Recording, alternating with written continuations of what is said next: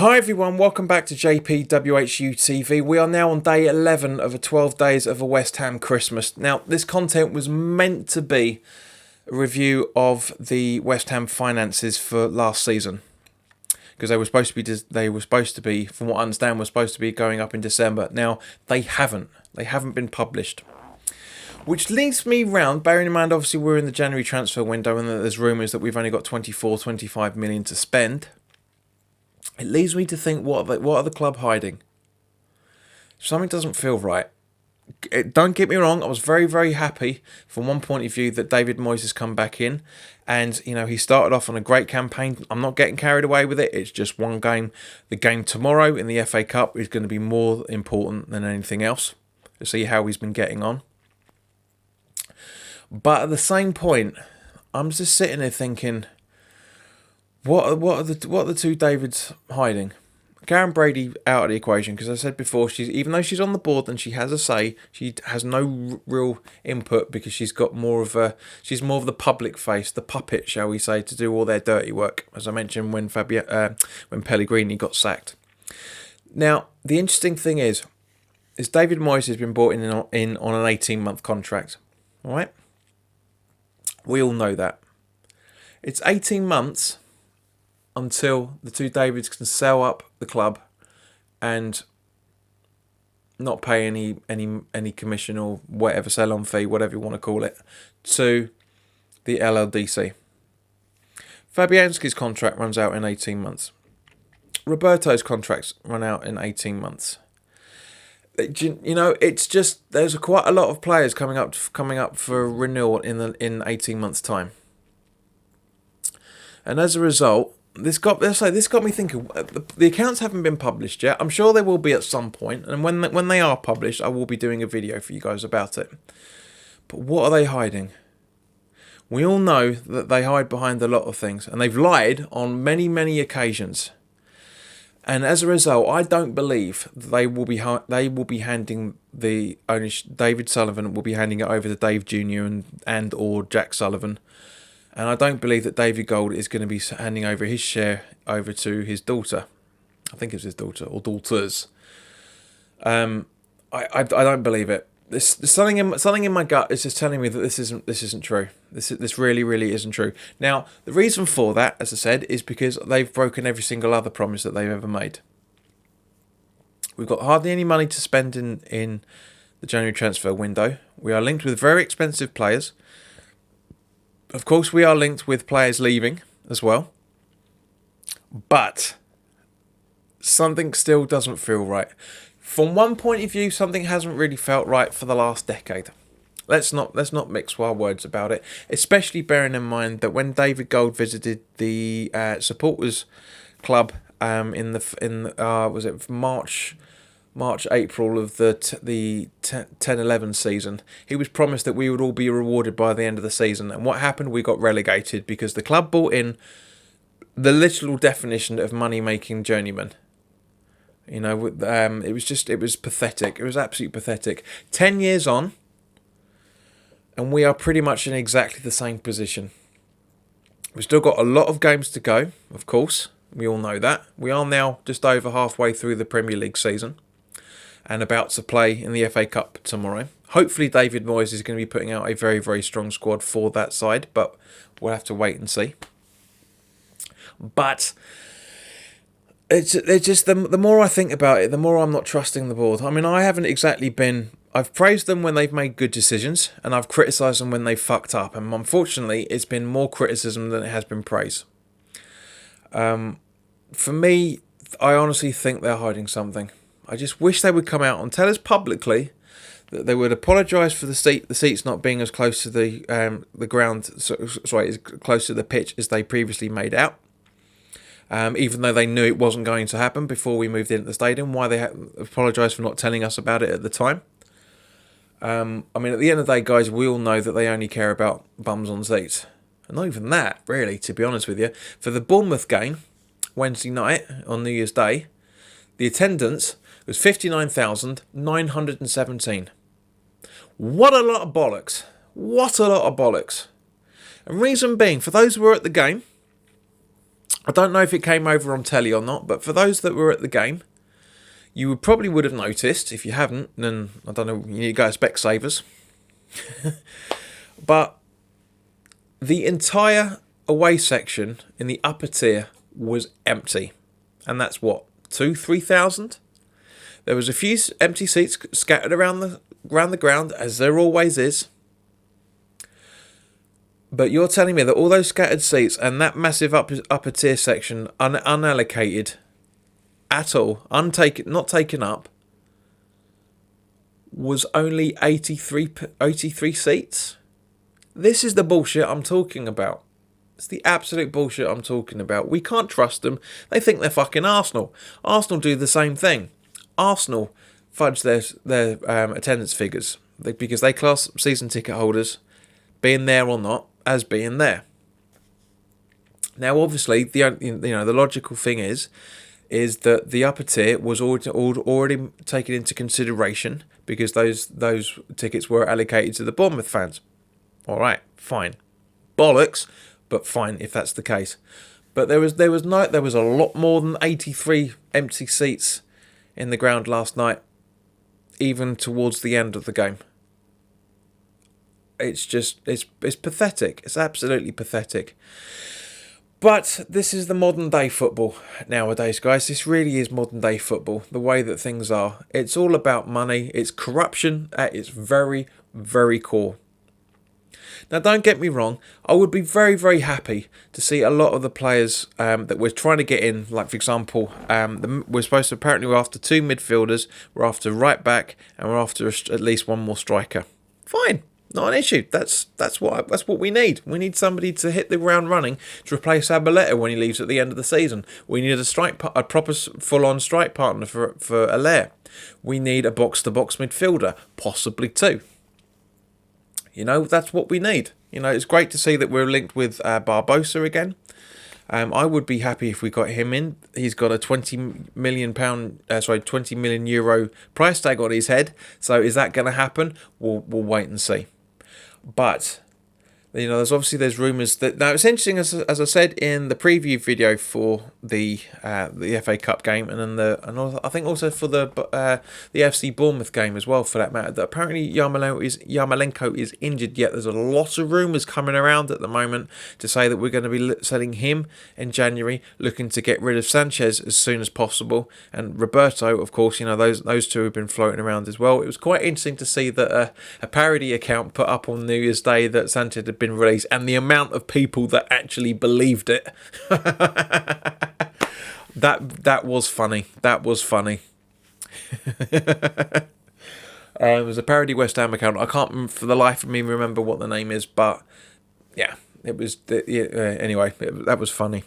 But as I said, it's going to be interesting times over the next 2 to 3 weeks, because I'll be very surprised if we don't not go down to the wire with the January transfer window.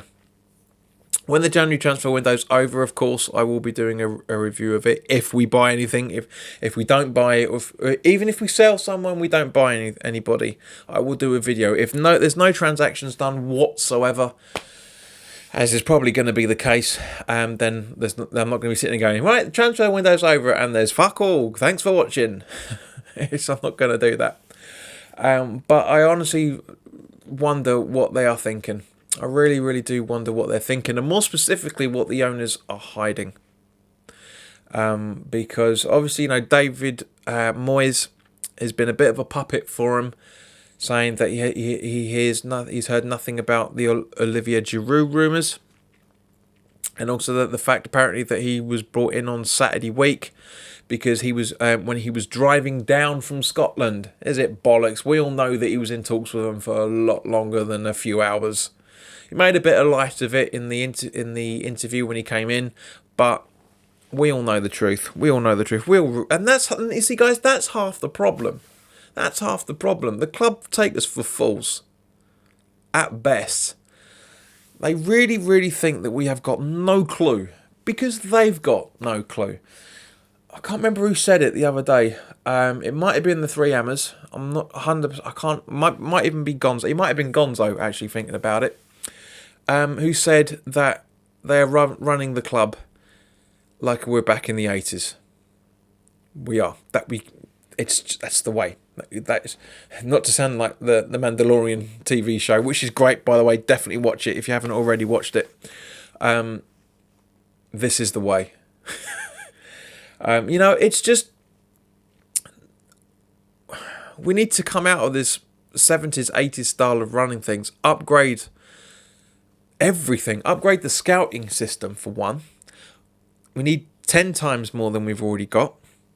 We need to upgrade the training facilities, as a lot of us have been talking about over the last few months, especially finding out how much Leicester have spent. Now, money isn't everything, right? No, money isn't everything. I'm not being a capitalist on here and say, look, right, spend 100 million on a training facility or spend 200 million on players. Doesn't necessarily mean that that is going to be value for money. Doesn't mean that we're going to go out there and buy absolute... I mean, you look at Zaza, for example.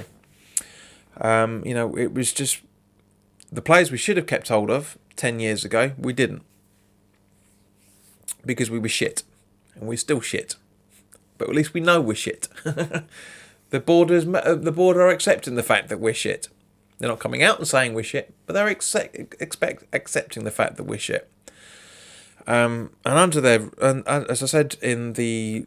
what video was it? Yeah, as I said with the West Ham's experience with Three's video, we're never going to progress to the lies level that they talked about 4 or 5 years ago. I mean, it's ironic, really, that in a couple of weeks it's going to be 5 years since David Sullivan came out saying in 5 years' time we want West Ham to be playing Champions League football. Didn't say we would be. He might have said we could be, but there was nothing actually definite in there. But because we live in a world nowadays where people just spin things and take things out of context and sometimes don't even know what words fucking mean, misinterpret could for will or should for shall, stuff like that. But guys, as I say, this is literally an empty video, but I wanted but as I say, I've been thinking about doing this anyway. I was gonna do this in a few weeks' time, but especially for the winter break coming up in the middle of February now, because of the reschedule. Of course, by the way, if everybody doesn't know, we now have the notification of when we are going to be playing Liverpool at home. I forgot to mention that a few weeks ago. That is now towards the end of... It's about 3 days before we play Brighton at home, if I remember correctly. Let me just double check it. Yep, the January the 29th. It's going to be... It's an 8... I think it's an 8... Is it an 8 o'clock kickoff? I think it is. Yeah, quarter to 8 kickoff on a Wednesday night in January. 3 days before we play Brighton at home, and then we go and play Liverpool away a couple of weeks after that. Interesting, fun fact for you. But guys, but seriously, I honestly think that the board is hiding a lot more than we all think they are. They are in charge of a business. They're not in charge of a football club. They are in charge of a business. I hate to say it, because I'm just as much of a West Ham supporter as you guys. I absolutely hate to say it. But there aren't many. It's even now known about, what was it, 6-7 years ago, that it's now West Ham Football Company Limited. West Ham United Football Company Limited. Not West Ham United Football Club. It's now Company Limited that replaces club, and has been for a few years. You can see it on the back of the back of Gio's poster on the back. It's obscured a little bit, but it does say Co-Limited on the side of it. But guys, this is the thing. We're not a football club. We're certainly not the football club that we used to be. And it was nice to see that Gonzo said in a video the other day that the West Ham that we know is dead. Well, we've known that for ages. I was a bit hesitant about putting that in the Christmas message, if I'm honest. But I had to be honest with you guys and tell you how I feel. And that Christmas message is every single syllable of what it means to me as a West Ham supporter, the good and the bad, and how much I love this club. And I know you guys love it as well, because you're just as passionate as me. I know not everybody agrees with me. I've been called an idiot over the times. I've been called my supporter level has been questioned by a few people, and that's fine. I haven't got an issue with it. I have not got an issue with that at all, because at the end of the day, you guys don't know me. I've been trying to do my best for you guys to get to know me. Giving you nothing but honest content. But, I'm never going to please everybody. I'm not out to please everybody. I'm out to please those that want to know information. That's all. I'm not here to pick. I'm not here to nitpick. Not here to cotton, cherry pick things and hit the blah blah blah. I will say it as it is. One thing you might have noticed recently, maybe the last year or so, certainly the last 4 or 5 years, since we left the bowling ground, is our highlights have changed. This is turning into a Gonzo style rant video. No, I didn't intend it to be, but our highlights have changed. We used to see footage of the opposition scoring goals at the bowling. I can't remember a game at the London Stadium where we see the opposition scoring in the highlight reel at half time. It's been a long time since we've done that, and that's what I'm talking about. They're hiding stuff. There was also talk about I think, what was it? Nikki said it on West Ham Fan TV podcast, which, by the way, guys, go and check those, listen to those. They are absolutely brilliant. Really, really enjoyed it. I said it to Nikki when I spoke to him on after the Bournemouth game. That the club will only speak to people that will give them praise, and we know that. They don't want criticism. They don't want to see the big picture. They only want us to see what their version of West Ham, their version of the way the club's run, their version of the world. And the majority of us aren't that ignorant. So, guys, thank you very much for your time. I know I've prattled on and I've gone a little bit more controversial than I normally do, but these are my thoughts. So guys, as always, put your comments on the comment section below. I'm really interested to hear what you guys have to think and say, as always, because I'm not the two Davids. I have no affiliation to West Ham whatsoever, other than being a normal supporter just like you. And I always want to know what you guys are thinking. All the time. It doesn't matter when. You can tweet me at JPWHUTV. You can put comments in the comment section below. You can sign up to the Facebook group for the page and all the actual group itself. And by means, just talk to us. Talk to me. Talk to the guys that have subscribed, are following both accounts, all the accounts. So you can find me everywhere on social media, guys. You know that. I'm not going to stuff it down your throats. But guys, thank you very much for your time. If you're new round here, welcome. It's fantastic to see you, and thank you very much for sticking this long. If you like what I'm doing and you'd like to know more, then by all means, please click the subscribe button and hit the notification bell so you get to know when new videos are going up. By all means, if you like the video, then by all means, please click the like button. And if you don't like it, click the dislike button and do me a favour, put in the comment section below why you don't like it. And also, please share this content, not just this video, but any content you're watching. Please share it on your own social media platforms to get more people subscribed, because I'm getting a lot of positivity from you guys. There's one or two that aren't exactly positive, but the majority of you are loving my channel, and thank you very much for your support as always. But as I say, a lot of people have been saying recently that I deserve more subscribers, and the only way for that to happen is for you guys to share the content, or even just retweet. If you follow me on Twitter, just retweet when I'm putting stuff up. More people will follow me that way. But guys, thank you very much for your time. I'm hoping you've been enjoying this. There's one last video coming out tomorrow, which is day 12, which is my all-time favourite West Ham 12 players, going back to the pre-Premier League days where we had the starting 11 and one sub. And also I reference what manager I would like to be in charge of that side as well. So in the meantime, guys, thank you very much for your time, and I will see you very, very soon.